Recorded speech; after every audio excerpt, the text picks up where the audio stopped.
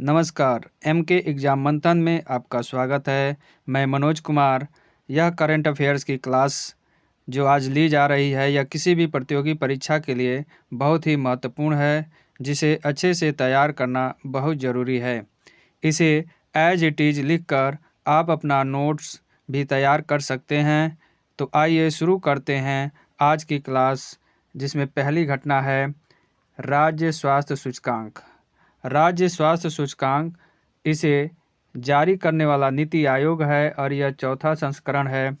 नीति आयोग ने अपनी एक रिपोर्ट जारी की है इससे संबंधित। उस रिपोर्ट का नाम है स्वास्थ्य राज्य प्रगतिशील भारत शीर्षक से, हेल्थी स्टेट्स प्रोग्रेसिव इंडिया।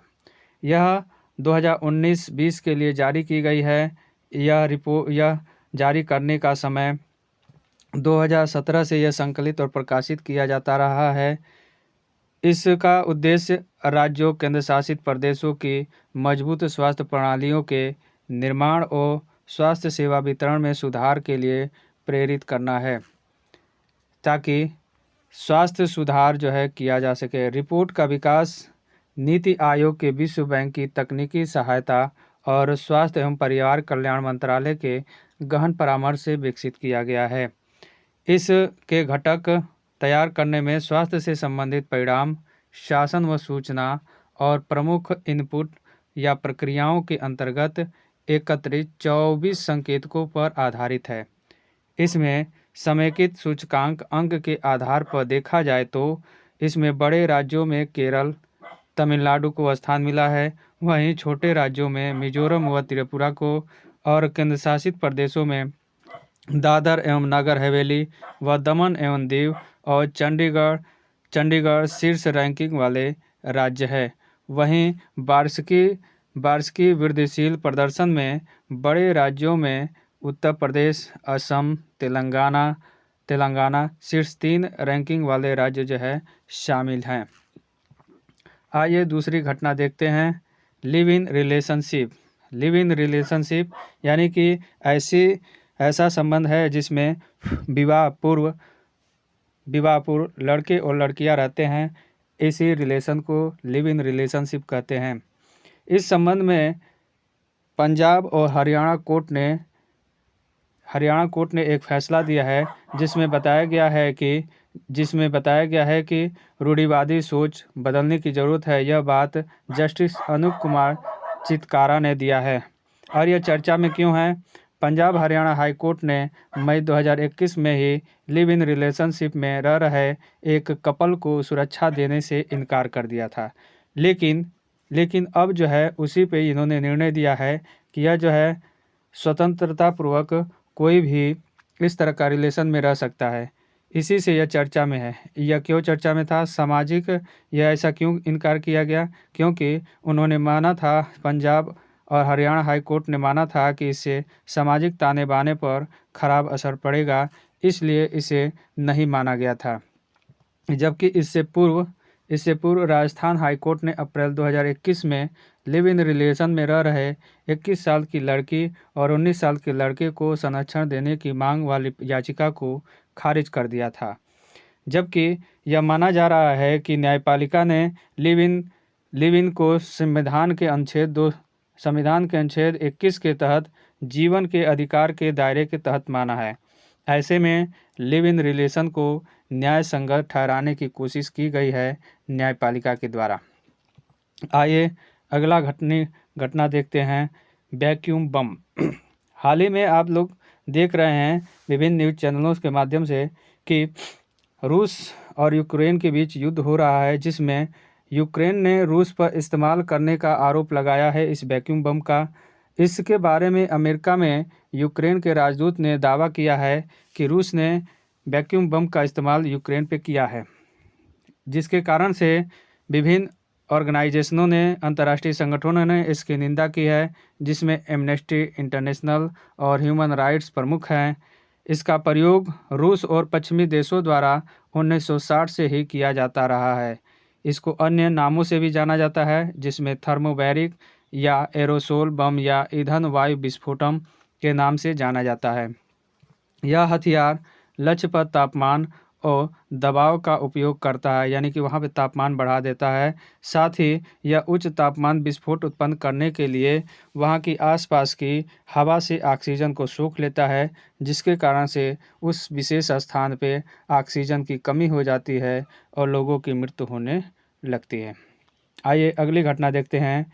कोविफेंज कोविफेंज कोविफेंज यह जो है दुनिया की पहली प्लांट बेस्ड कोविड-19 वैक्सीन है, जिसे कनाडा ने उपयोग हेतु अधिकृत कर दिया है, यानी कि अपने देश में 18 से 64 वर्ष की आयु के लोगों के लिए उपयोग पे मंजूरी दे दी है। इसके निर्माणकर्ता हैं बायोफार्मा कंपनी मेडिकागो और ग्लेक्सो स्मिथ किलन इसे निर्माण किया है। यह बहुत ही कारगर साबित होगा कोरोना को रोकने के लिए।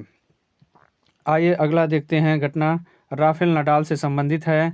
यह स्पेन के राफेल नडाल ने ब्रिटेन के कैमरून नूरी को 6-4, 6-4 से हराकर मैक्सिको ओपन टेनिस टूर्नामेंट में पुरुष सिंगल्स वर्ग का खिताब जीत लिया।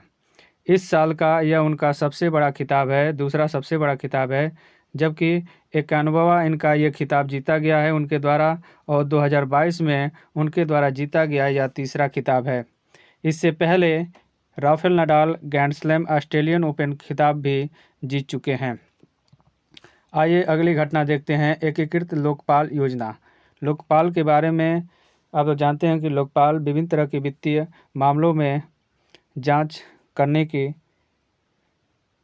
सुविधा प्रदान करता है। इसमें एक योजना जारी की गई है जिसमें 3 लोकपाल योजनाओं को जो है एकीकृत किया गया है, जिसको लॉन्च किया गया है 12 नवंबर 2021 को प्रधानमंत्री नरेंद्र मोदी द्वारा वर्चुअली माध्यम से। यह आरबीआई यानी कि भारतीय रिजर्व बैंक की एक योजना है। इसमें 3 योजनाओं को एकीकृत या मर्ज किया गया है, जिसमें पहला है बैंकिंग लोकपाल योजना 2006, दूसरा है गवर्नमेंट बैंकिंग वित्तीय कंपनियों के लिए लोकपाल योजना 2018, तीसरा है डिजिटल लेन देन के लिए लोकपाल योजना 2019। इन तीनों योजनाओं को इसमें एकीकृत किया गया है। इसमें एक राष्ट्र एक लोकपाल की जो संकल्पना है उसको बताने की कोशिश की गई है कि एक देश में एक ही लोकपाल हो। यह 12 नवंबर 2021 से प्रभावी है और इसका कार्य क्या है? आरबीआई विनियमित संस्थाओं द्वारा प्रदान की जाने वाली सेवाओं में कमी से संबंधित ग्राहकों की शिकायत का लागत मुक्त निवारण करना। कब करेगी ये शिकायत? यदि यह ऐसा कब करेगा? यदि 30 दिनों के अंदर न होने पर, यानी कि जो शिकायत ग्राहक करता है उसके 30 दिनों पर निवारण न होने पर, तो यह कार्य जो है आरबीआई द्वारा या जो योजना लॉन्च की गई है उसके अंतर्गत किया जाएगा। अब आइए देखते हैं वन लाइनर कुछ फैक्ट। हाल ही में इजराइल ने सी-डोन नौसेना वायु रक्षा प्रणाली का परीक्षण किया है। अगला है प्रतिवर्ष 24 फरवरी को केंद्रीय उत्पाद शुल्क दिवस मनाया जाता है। अगला है ईरान ने खैबर बस्तर मिसाइल नामक नई मिसाइल का अनावरण किया है। अगला है रमेश बाबू प्रज्ञानंद शतरंज से संबंधित हैं। अगला है बाड़मेर राजस्थान में वेदांत समूह की company care oil and gas ने तेल की खोज की है, जिसका नाम दुर्गा रखा गया है। अगला है भारत के बाहर संयुक्त अरब अमीरात में पहला भारतीय प्रौद्योगिकी संस्थान स्थापित किया गया है। इसमें अगला फैक्ट है 20 फरवरी 2022 को भारत की प्रमुख टीम आईसीसी रैंकिंग में नंबर 1 पर पहुंच गई है। अगला है एंटोनियो एलेनियो और जेनेप तूफान है जो हाल ही में चर्चा में रहे हैं।